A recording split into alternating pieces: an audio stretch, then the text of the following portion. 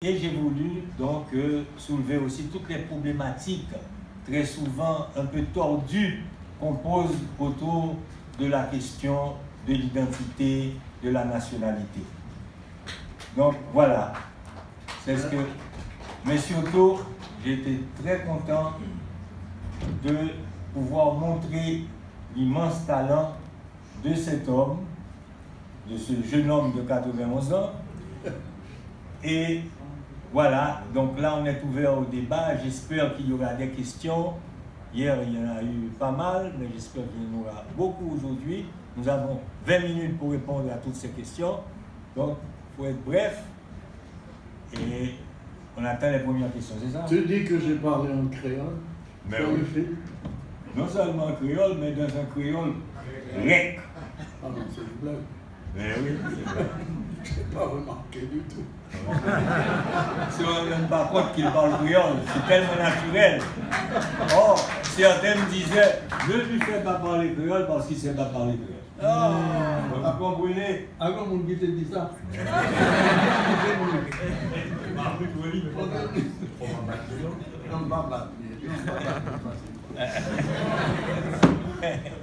Ok, donc on a plein de questions.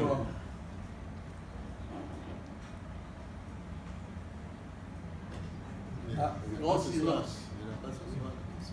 Ah, il y a des questions? Oui, des questions.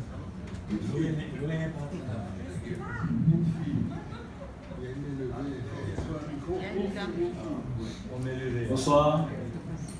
Merci à Arnold pour cette réalisation. Je crois qu'il mérite toute sa place dans le paysage filmique haïtien actuellement. Et merci aussi au professeur Ferdinand que j'ai rencontré au Vermont. Et merci à Phelps pour ce travail. J'ai bien aimé le pied de nez que vous avez fait à Martelly en 2012. C'est dans une formule très sage. Non, virgule, merci. Je crois que nous avons adopté également en Haïti pour certaines, juste pour récriminer certaines fois. Alors, moi ce que... Qu'est-ce qu'il y a? Oh d'accord, je m'excuse. Moi c'est pas une question d'abord, c'est par rapport à Davertige que vous avez côtoyé. C'est peut-être que la mort la plus aimée également, la plus poétique en Haïti. Mais il y a toujours cette mystère qui plane sur Davertige, on a envie de le connaître, mais on n'a pas assez. Moi je crois que... Sinon que répéter ses vers ou encore au Mabarigo, toutefois vous dire qu'on connaît Davertige. Moi j'aurais aimé que vous nous racontiez peut-être un seul souvenir que vous avez vécu avec ce dernier et qui vous a touché ou peut-être qui vous a montré son génie poétique. Après, la deuxième phase, c'est juste à propos, je crois que j'ai entendu dans le film que, je ne sais pas, je ne voulais pas prêter intentionnellement les propos à vous, mais j'ai entendu que c'est comme quoi qu'on ne doit pas regarder soit la poésie juste à travers le social ou le politique. Et moi, si ces mots sont réellement de vous, moi je voulais savoir par exemple, est-ce que cette conception, cette manière de voir la littérature, la poésie est arrivée après l'écriture de Mon pays que voici, puisque nous savons réellement que cette œuvre d'abord s'inscrit dans l'universalité, que vous le dites à maintes reprises, que j'ai entendu, mais également dans un univers haïtien si particulier par rapport au contexte de l'époque. Alors merci, c'est assez simple et banal. Bon, en tout cas, pour ce qui a trait à Davertige, Carl Lafontaine a fait un petit film, je ne me rappelle plus de combien de minutes, mais très court, film de 3 minutes peut-être, très intéressant sur Davertige. Donc je vous recommande de le voir. Mais il demande à Anthony Son vécu avec eux. de Davertige. Moi, j'ai rien compris de ce propos. Il veut que tu lui dises si tu as un souvenir personnel de Davertige. De Davertige, Ouais. Souvenir personnel, c'est au niveau de l'écriture et au niveau de la vie en Haïti et ensuite à Montréal. Ouais. C'était quoi ce souvenir? Oui, Anthony. Donc, tu as des souvenirs, des anecdotes même de tes rapports avec lui. Bon. Je ne me souviens pas. S'en souvient pas. Bon, Donc, la deuxième partie de la question. C'est à monsieur. c'est la même chose. Je ne peux pas vous dire comment. Le gagnant, je peux peut-être. Ma mémoire fiche le camp. Je peux peut-être en parler davantage, mais dans la vertige, il est parti beaucoup plus tôt. Dans les deux sens, il est d'abord parti à Paris et après il est mort tôt. Oui. Mais moi, j'ai quelques souvenirs de la vertige. Ah oui. Mais ça, je vais vous raconter après. Allez. Oui. J'aimerais bien C'est savoir. la question. Oui, oui. Je me rappelle avoir rencontré Davertige à Paris. Et il m'a dit, je suis en train d'écrire un livre en 3 tomes. Mais il n'avait pas commencé le premier. Alain Bosquet avait dit que tous les 100 ans apparaissent des poètes de l'envergure de Davertige. Il y avait eu Rimbaud et après Davertige. Et depuis ce jour, Davertige, qui avait déjà une propension à la mégalomanie et à la folie, est devenu totalement fou.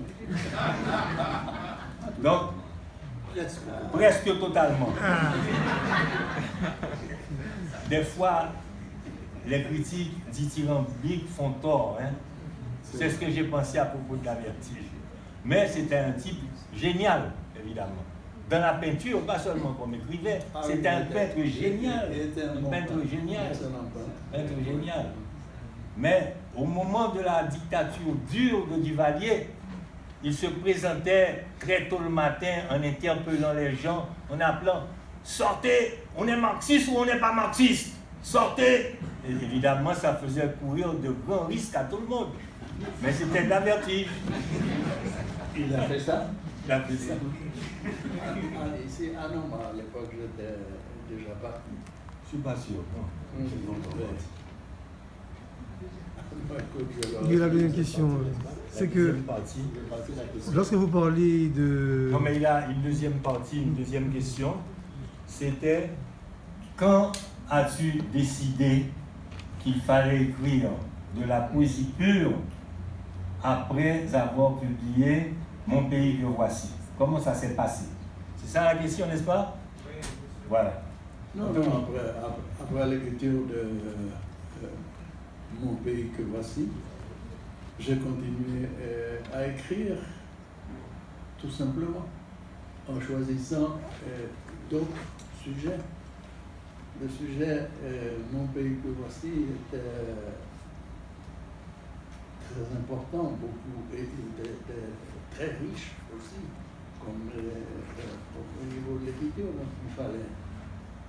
Ça m'a pris beaucoup de temps pour le faire, mais après, j'ai écrit, j'ai utilisé une autre poétique, parce que je ne racontais pas l'histoire d'un pays, mais mes propres petits problèmes.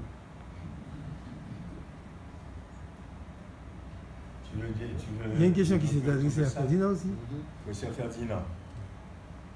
Alors, vous savez, la beauté d'une œuvre, quand on l'observe dans sa totalité, c'est qu'on dénombre tant d'affirmations et, ce que je dis en présence du poète, et de contradictions. C'est ce qui fait la grandeur d'une œuvre. Chez tous les grands auteurs, il y a des affirmations et des contradictions. Il démarre sur une contradiction, sur une affirmation qui contient déjà la contradiction. L'affirmation, c'est que nous autres, de Haïti littéraire, ce que nous voulons faire, c'est écarter toute préoccupation terre à terre et ne nous occuper que de poésie, retrouver la pureté de la poésie. C'est une quête. Il faut considérer cette affirmation dans le cadre d'une quête. C'est-à-dire qu'il n'aboutit pas à cet objectif immédiatement. Il y a tout un parcours qu'il faut suivre. Quel est-il ce parcours? Phelps est de la génération, enfin, avant, mais sa poésie a connu sa prématurité dans les années 60. Qu'est-ce que ça veut dire? La plupart de vous autres, des jeunes ici, vous ne savez pas ce que c'était les années 60 pour nous autres. Vous n'étiez pas nés. C'était le règne de la dictature de Duvalier. Et nous avions, peut-être un peu plus jeunes que vous à l'époque, moi-même personnellement, 17 ans, 18 ans, 20 ans, et on ne pouvait pas ne pas s'engager. J'étais à l'école normale supérieure, et je vous assure que on ne savait pas, mais nous faisions tous partie de groupes qui militaient secrètement. Et nous avions tous notre petite mission pour lutter contre la dictature. La dictature, c'était l'ennemi. On ne pouvait pas envisager le monde si vous étiez sain d'esprit sans vouloir vous engager dans une lutte contre la dictature. Les Haïtiens n'acceptaient pas de perdre leur liberté. Contrairement à ce que le reste du monde peut penser de nous, ma jeunesse, les jeunes de ma génération, j'ai beaucoup d'amis qui sont morts, fusillés ou en prison, parce qu'on n'a jamais accepté de perdre notre liberté. Alors, comment les poètes et les écrivains, c'est l'époque où, surtout, on en parlait de la responsabilité des écrivains. On est des pèses de retour en Haïti avait fait une conférence avec ce titre, la responsabilité de moi. Moi, je ne crois pas avec Sartre que les écrivains aient une telle responsabilité, non. Non, mais on en parlait en essai. Et on y croyait vraiment. Alors, comment voulez-vous que Phelps et les autres se livrent à un exercice qui soit purement poétique, en faisant abstraction de ce qui se passait autour de lui? On dit, par exemple, que le gagnant est peut-être le plus surréaliste du groupe de l'Haïti littéraire. Est-ce que ça veut dire qu'il n'y ait pas de contenu politique dans les poèmes de Le Gagneur? Il y a des non-dits, mais ce contenu est difficile. Le Gagneur a été un poète, il est toujours un poète difficile. Oui, mais sa poésie demeure difficile. Ce que je veux dire, c'est qu'il y a des repères dans le discours poétique de Le Gagneur qui n'auraient pas existé si le contexte politique de l'époque de lutte, si je peux dire, n'existait pas encore. Alors, Phelps, surtout lui, malgré ce qu'il a dit à propos de la pureté, de sa quête de pureté poétique, il s'est engagé politiquement. C'est pourquoi il a fait la prison du reste, n'est-ce pas? Mais au fur et à mesure, il s'éloigne difficilement, je veux dire, difficilement ça ne sent pas bien. Il s'écarte, je veux dire, plutôt difficilement de cette prison de la réalité. C'est difficile parce qu'on trouve ça dans plusieurs recueils. D'abord, dès le début, été, on voit cette préoccupation qui est d'abord cette soumission au discours négritude et même noiriste, un tout petit peu, c'était la mode. Mais ça n'a pas duré longtemps, ça fait long feu. Oui.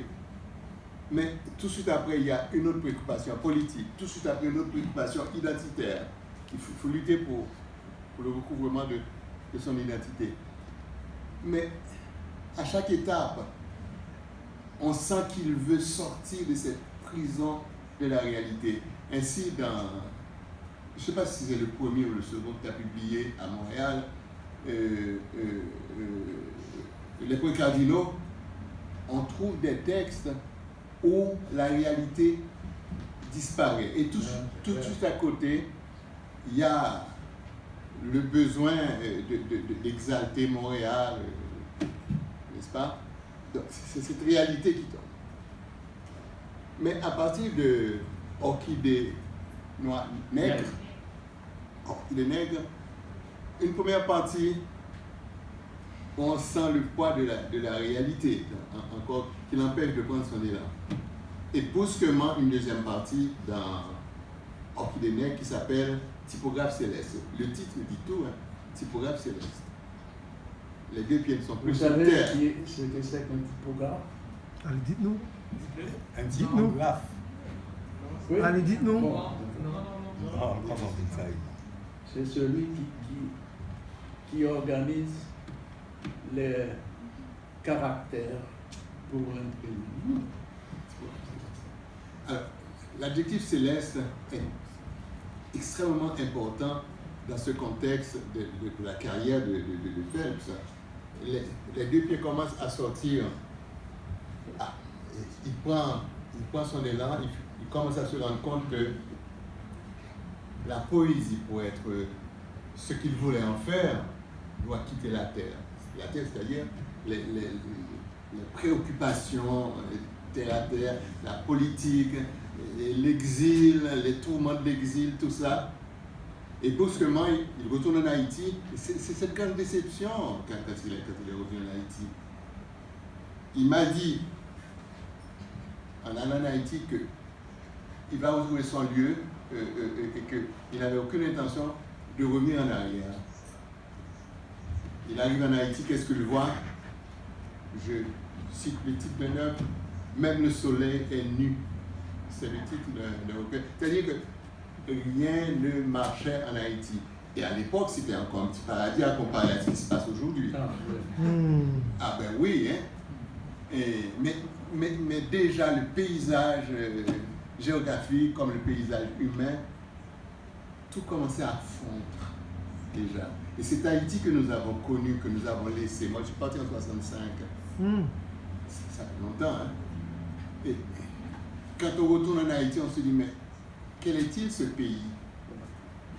N'est-ce pas? Et lui, il a osé dire ça dans un roman, n'est-ce pas?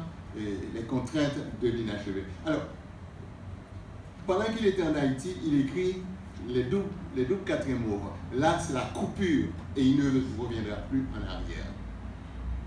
C'est le moment où le poème prend son élan et quitte la terre et n'y reviendra jamais.